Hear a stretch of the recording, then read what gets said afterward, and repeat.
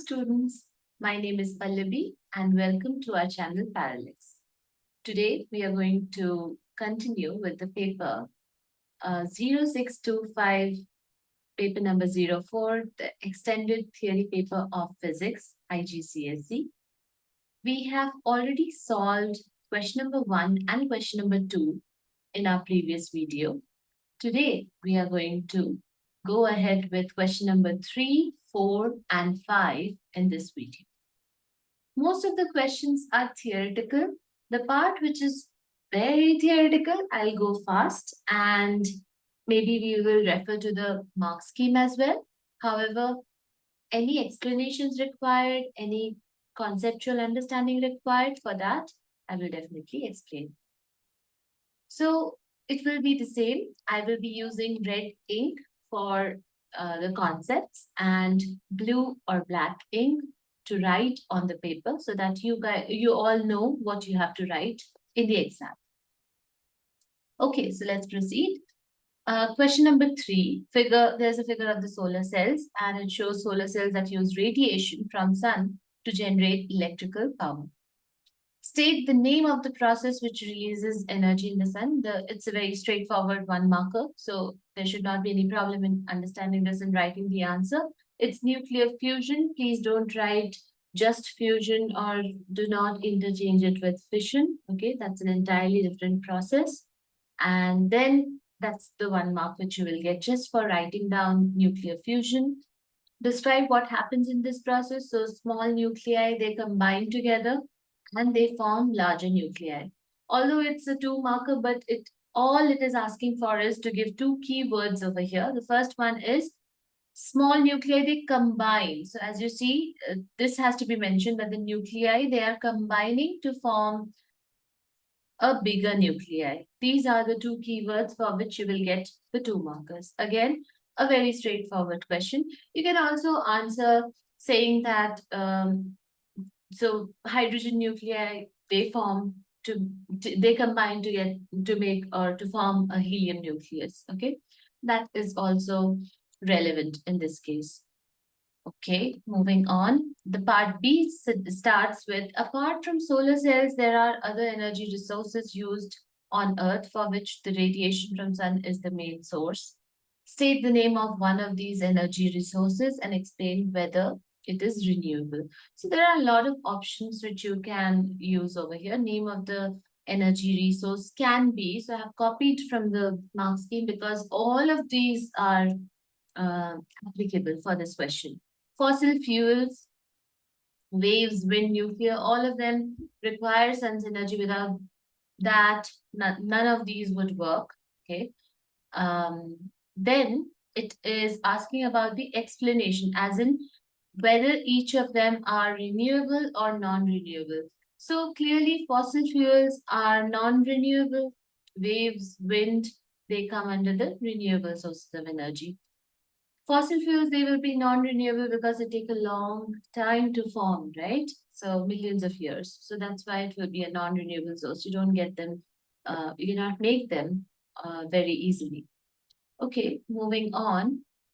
Then we move on to the next part. State 2 advantages and 2 disadvantages of using solar cells to generate electrical power. Again, a very straightforward question. So if you observe this whole question, question 3 is clearly a theoretical question. All you need to do is write down the keywords which are asked very clearly in the question. It's a very straightforward and a very scoring question, I would say. So try to make no mistakes in such type of questions, right? Okay, now coming back to the part C. So it says state 2 advantages and 2 disadvantages of solar power. So the advantages can be anything like non-polluting, clean, they're easy to maintain, etc., etc. However, the disadvantages have to be that they take up a lot of space, right? Then the supply is intermittent because when it's cloudy or it's dark, you cannot actually generate electricity because there is no sunlight. And it looks very unattractive. So these are the 3 or 4 points which you can mention as disadvantages in this case. Moving on to the next question, question 4. this question is partly theoretical and partly it has mathematics also included in it. So let's have a look at the question. Figure 4.1 shows a balloon filled with helium that is used to lift measuring instruments to great height above the Earth's surface. I hope the understanding of the question is clear.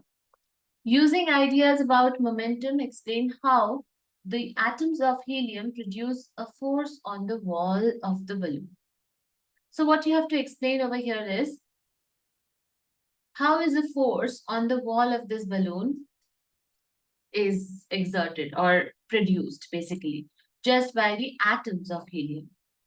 Now, the key idea to be used, the concept. So first try to understand the concept and then have a look at the marks. So it's a 3-marker, right? So first you need to know the concept behind what's happening, and then you need to explain it using all the keywords possible, right?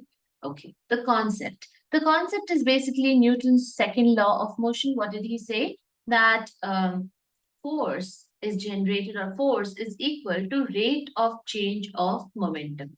That is, you must be familiar with the formula by now. F is equal to mv minus mu over t. Whenever we say rate, it means time is there in the denominator. And change of momentum is there on the numerator, right? M stands for mass, v is final velocity, u is initial velocity, F is force. Force is a vector quantity, momentum is also a vector quantity. So let's observe what exactly is happening inside this balloon. So we have this balloon, let's say, okay, please pardon me for my very awesome drawing. And then there are some particles, which are, let's say, helium particles, okay, gas molecules. So these are the helium molecules, let's say. Now, let's look at one molecule, and that is how the rest of the molecules will also behave. That's our assumption. So one of the helium molecules will hit the wall of the hot air balloon, right? So when it hits, so all these molecules are moving randomly. Remember, in gases, motion of the molecules is random motion. That is, they move randomly. So they move, let's say this helium molecule has a mass of m and a velocity of u, right? So this becomes the momentum of this particular helium molecule. It hits the surface of the wall, and then what will happen? In gases, we assume, that is ideal gases, we assume that the collision with the wall will be elastic, okay? And it goes back into the opposite direction. And let's say the momentum in this case would be mv. So if it is elastic, then it will remain mu, but with a negative sign. Okay? But let's assume that it is minus mv. That is, there is some change in the velocity of the gas molecule, right? Now, what will be the change in momentum overall? So this is the final momentum minus mv, or let's keep it as mu so that the understanding is better. So let's put an mu over here, right? Because we're talking about gas molecules. Let's not get too deep into this. It's just a 3-marker question. You just need to know the concept before you start answering giving the answer here, right? So minus mu is the final momentum. So what is the change in momentum? Final minus initial. So minus mu minus mu. So it will not be 0, which many students give the answer as, just because they're opposite to each other and equal. It is mu and it is minus mu. The change in momentum is minus 2 mu by t. Now that is the force exerted by one such molecule on the surface of the balloon or wall of the balloon. And that's how you use the idea of momentum and explain how it is giving rise to the force. So now what all you need to write in this, right? So first of all, you can mention the rule on which this whole concept is based. That is, force on the wall will be actually equal to rate of change of momentum, right? That is, now we look at the mark scheme just to be sure and what exactly the keywords you should mention now that you know the concept here. So have a look at this. This is question number 4. Okay. Yeah. So we have atoms collide with the walls, okay, or atoms rebound from the wall. they undergo a change of momentum, which we understood when we described and got the answer as minus 2mu. So this is the change of momentum. Then the force on the wall will be total, that is all the atoms together, rate of change of momentum. That is how much momentum change is happening in how much time, right? Or change of momentum happening per second. So you have to give the t or mention the time as well, or rate of change of momentum will also do for this question. I hope that was clear. So three things you have to mention over here. First is that the idea that atoms are hitting the wall of the balloon and rebounding. 1 mark for that. Second mark would be to suggest that this is, therefore there is a change in momentum happening. You can explain with the diagram or explain with using symbols like u and minus 2mu, etc., etc. The third thing which you have to mention is that force is basically rate of change of momentum. So how much that, how fast it is happening. That is, in how much time is the momentum change happening? That is given by the force which is exerted on the wall, and total of that is actually the total force exerted on the wall of the balloon. These 3 points will give you the 3 marks. Moving on to the B part. At ground level, the pressure of the helium in the balloon is this much. So we are given the value of pressure. Let's write it down. Pressure is 1.0 into 10 to the power 5 pascals. The volume of the helium is, so volume is also given to you. This is P1, V1. Volume of the helium is 9.6 meter cube. I'll come to the point where I have used P1 and V1 later. The balloon is released and it rises quickly through the atmosphere. The volume of the helium increases. That means the balloon, so what has happened, this was the balloon at the ground level, right? And then, and the volume of the helium inside this balloon is 9.6 meter cube. Then the balloon is released. So it's rising quickly. The volume of the helium increases. The temperature remains constant. So when temperature remains constant, we know that P1 V1 is equal to P2 V2, right? Now the question is, explain why the pressure of the balloon decreases as the balloon rises. So you have to explain why will the pressure decrease. Remember, pressure is force per unit area, right? That means, and what was force? We discussed in the previous part that force was actually depending on the number of collisions happening. That is, if a molecule collides with the wall and comes back, so there's a change in momentum, the rate of change of that momentum is basically force. So if there are few collisions, there will be lesser force, right? Keeping that in mind, so we have to explain why does the pressure decreases as the balloon rises. So when the balloon rises, it is mentioned already that the volume of the helium is increasing. So the volume, which was earlier 9.6 meter cube, is now increasing. Volume is increasing means there is more space. Therefore, volume means how much space an object needs, right? Space occupied by an object, basically. That means there will be fewer collisions per unit area. So the number of particles, that is number of helium atoms, are same. Now the volume is this much. Earlier it was this much, now it is this much. So obviously there will be fewer collisions. Earlier, let's say 1, 2, 3, 4, 5, right? And there were more number of collisions because the gas, the particles are moving randomly, remember, and the space is limited. So there are more number of collisions.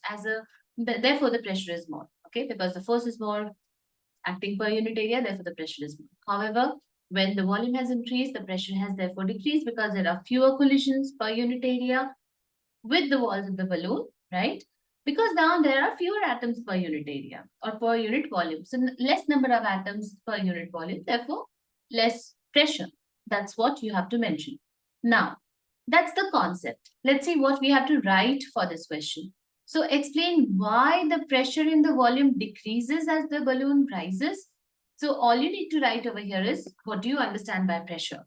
So there will be fewer collisions with the helium atoms because per unit volume as well, right? There are fewer atoms per unit volume. Therefore, the number of collisions per unit area will be less, as a result of which the force will be less, as a result of which the pressure will be less, and therefore the volume has increased and the pressure is less.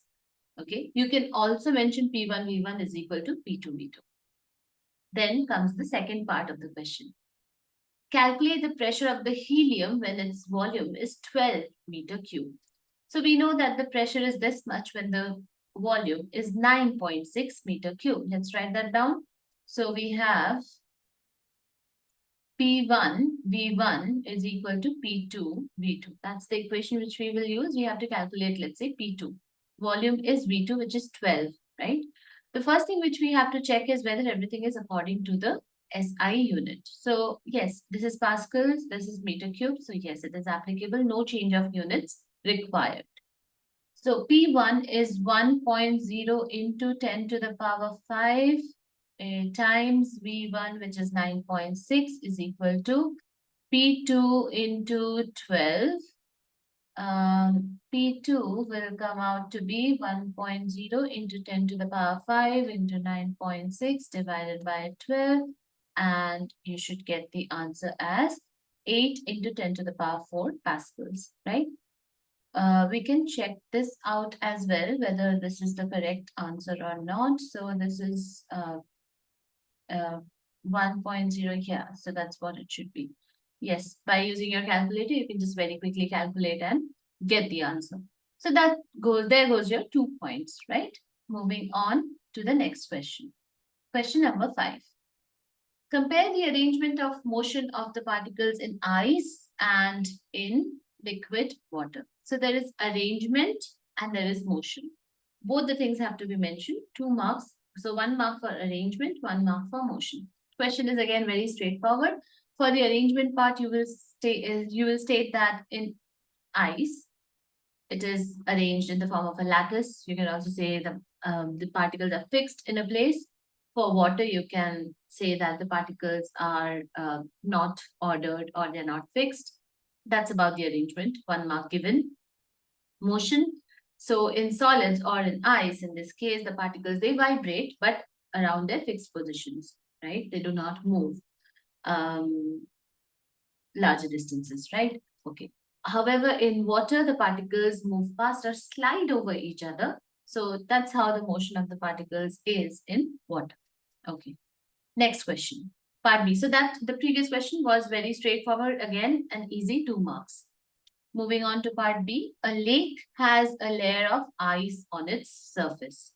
Whenever you looked at a numerical or a question like this in the physics paper, always try to visualize what's going on or what the question is actually asked. You know, what is the idea given so that you can work on it and get your answer. Right. A lake has a layer of ice on its surface. The area of the lake. So area of the lake is given to you. It is 1800 meters square. The ice has thickness of 0.025. The moment you see area, which is 1800 meters square, and thickness, which is 0.025 meters, what should strike you is that means volume is given. See, volume is the space occupied by any object. Now, how does an object actually occupy a space? Just have a look at this. Maybe this will help you understand. So let's say I have a rectangle which I have placed on a surface. That's why I'm making it like this and not like a 90-degree rectangle, because I'm trying to put it on the surface, right? Let's say I have kept a piece of paper on a tabletop. Think of it like that, right? So piece of paper kept on a tabletop. So it's a rectangle or a square or any such object which you can imagine. That means the area or the space occupied by that paper would be this. Clear? This will be the space occupied by the paper. Now, I use same papers and I keep stacking papers on top of each other, on top of each other, on top of each other, like same dimensions, and I'm just stacking papers on top of each other. That's how I'm making a cuboid, or now it is a volume. How do I calculate it? It's the same area now, and I multiply it with the height. Therefore, I get the volume, area times height. That's how the space occupied by any object can be found out. Now coming back to the question. So it is a lake which has a layer of ice on its surface. The area of the ice is this much. Thickness is basically the height. It is 0.025. So you are given the volume, which will be 1800 times 0.025. Okay, this will be in meter cube because it's meter square and meter, so meter cube. So volume is given. Density of ice is also given, 920 kg per meter cube. Now density is given by the formula of mass by volume. So what do you need to do to calculate the mass of the ice? Mass would be, so I should write in blue here. So this is what you will write in the paper as well. You can straight away start by writing down the formula of density is equal to mass by volume. And just mention, so therefore volume will be mass, which is 920, density. Sorry, we have to calculate what? We have to calculate the mass. So mass would be, mass over here would be density, which is 920 times the volume. Volume is 1800 times 0.025. This should give you, when you put it in the calculator, the answer should come out to be 41,000 kg. And that's what it is. I hope this made sense. And this is what you're supposed to write. Don't forget to write the unit because sometimes there is a penalty for not writing down the unit. So you write down the unit as 41,000 kg, right? Okay. This is the mass of the ice on the lake's surface. Now coming to the second part. See, it's a 2 marker again. At night, the temperature of the ice on the lake falls by 3.5 degrees Celsius. So there is an existing temperature and it has fallen down or dropped down by, it has not dropped to 3.5, it has dropped by 3.5. Therefore, the change in temperature is 3.5 degrees Celsius. Okay. Specific heat capacity of ice is 2.1 into 10 to the power 3 joules per kg degree Celsius. Before I proceed with this question, let me very quickly explain what specific heat capacity really means. I know it sometimes has a very confusing impact on students. You just learn of the definition sometimes and you really don't understand what it actually means. So let me see if I can help you with that. So think of it like you have a mass of, let's say, 1 kg of a substance, okay? Any substance. So let's say any substance and it is 1 kg, okay? In this case, it's ice, okay? Now you want to heat it. Why? Because you want a change in temperature. How much change in temperature do you want? You want the change to be 1 degree Celsius. Okay, that is if it is right now at 20 degrees Celsius, you want it at 21 degrees. So what do? You supply heat to it or give heat energy. So and that heat energy will be given in joules, right? So the amount of heat energy you would give to this particular object to raise its temperature by 1 degree Celsius, and it had to be only 1 kg of that object, okay? That amount of heat required is basically called specific heat capacity. So in this case, specific heat capacity of ice is 2.1 into 10 to the power 3 joules. That means for 1 kg of ice to rise up by 1 degree Celsius, that is heat up by 1 degree Celsius, the amount of heat required is 2.1 into 10 to the power 3 joules. I hope this made sense. So this was for 1 kg. That means, now we all learn of the formula, right? Q is equal to mc delta T, right? So let's try to understand from where this formula actually came. So specific heat is what? I repeat, amount of heat. In this case, ice, it requires 2.1 into 10 to the power 3 joules of heat to raise 1 kg of ice by 1 degree Celsius. So if you have 41,000 kg of ice to be raised by 1 degree Celsius, you will just multiply 41,000 with the specific heat capacity, which is 2.1, correct? Now, if you want to raise it by or make it fall by 3.5 degrees Celsius, not 1, but 3.5 degrees Celsius, then you will multiply with that time, the temperature which you require, which will be 3.5 in this case. So that's how you arrive at the formula MC delta T. In this case, it is 41,000, C, which is 2.1, and the change in temperature, the drop in temperature is 3.5. So the change in energy will be what?